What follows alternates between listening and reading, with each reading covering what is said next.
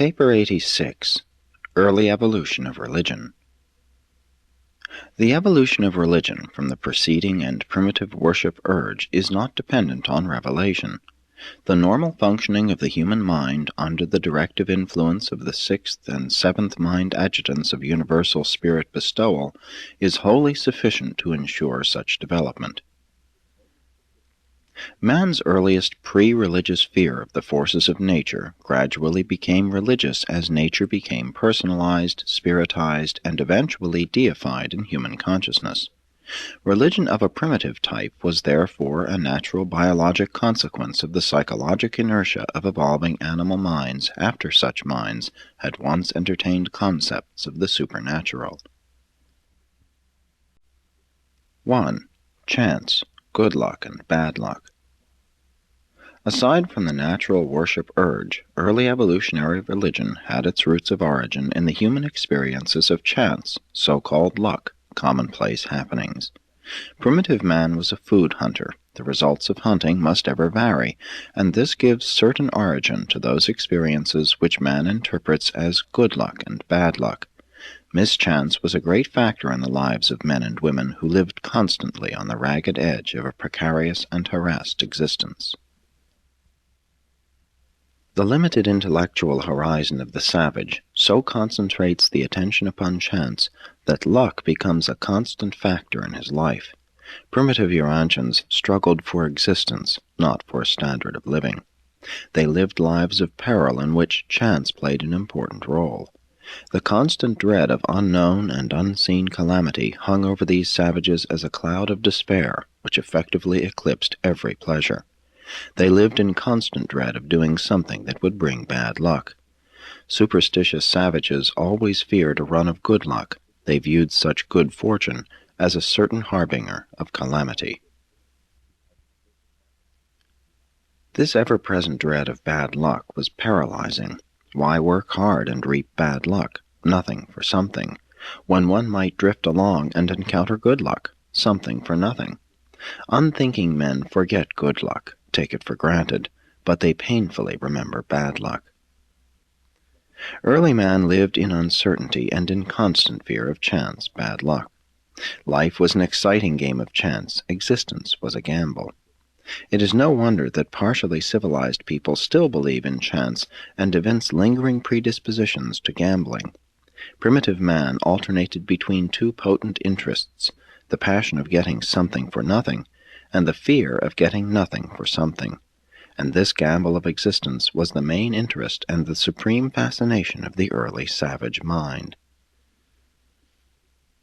The later herders held the same views of chance and luck, while the still later agriculturists were increasingly conscious that crops were immediately influenced by many things over which man had little or no control.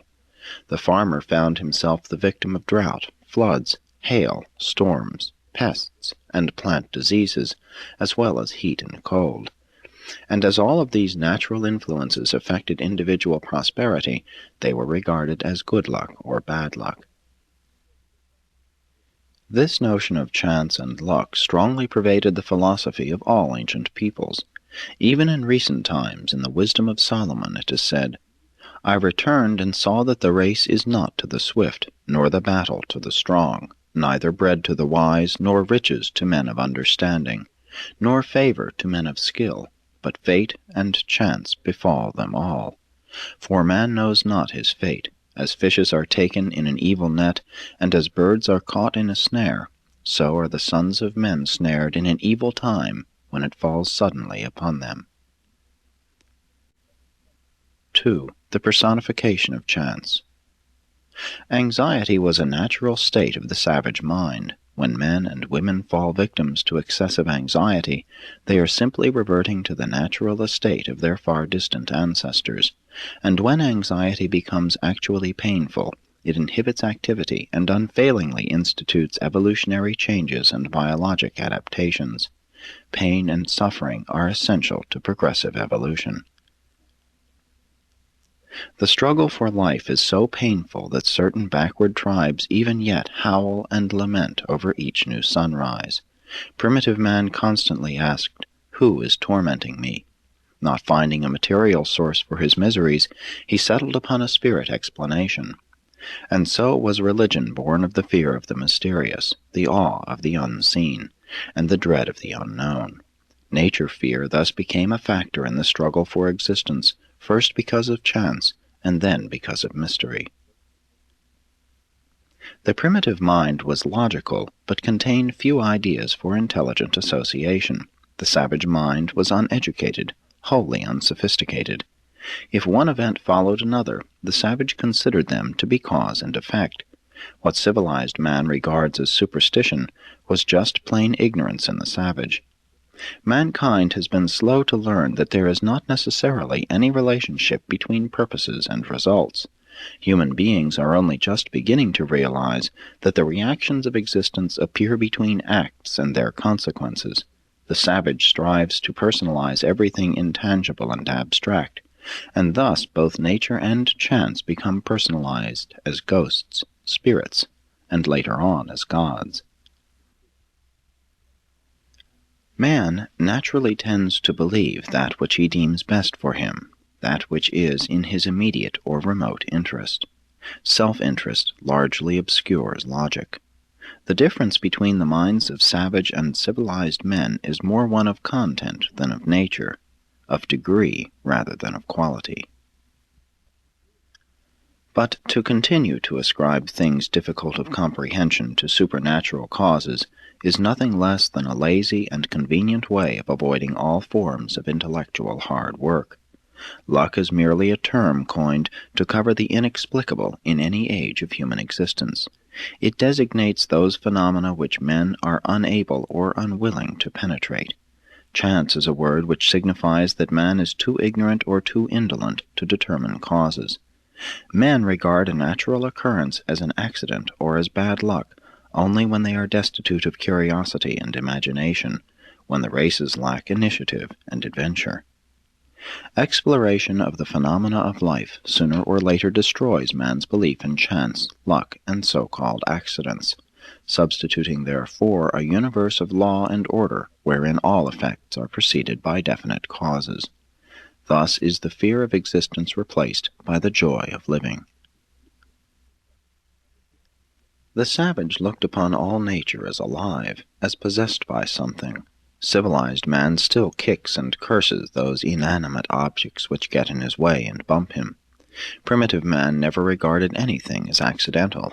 Always was everything intentional. To primitive man the domain of fate, the function of luck, the spirit world, was just as unorganized and haphazard as was primitive society. Luck was looked upon as the whimsical and temperamental reaction of the spirit world, later on as the humor of the gods. But all religions did not develop from animism. Other concepts of the supernatural were contemporaneous with animism, and these beliefs also led to worship. Naturalism is not a religion. It is the offspring of religion. 3. Death, the inexplicable. Death was the supreme shock to evolving man, the most perplexing combination of chance and mystery. Not the sanctity of life, but the shock of death inspired fear and thus effectively fostered religion.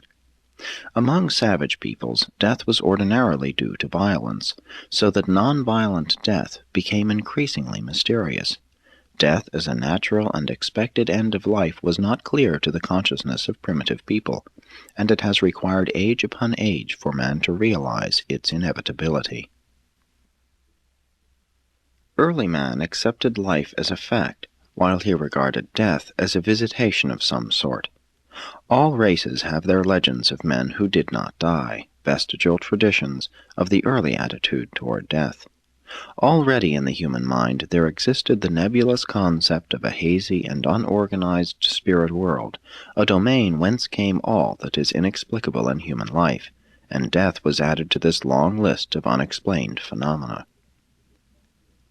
All human disease and natural death was at first believed to be due to spirit influence. Even at the present time, some civilized races regard disease as having been produced by the enemy and depend upon religious ceremonies to effect healing. Later and more complex systems of theology still ascribe death to the action of the spirit world, all of which has led to such doctrines as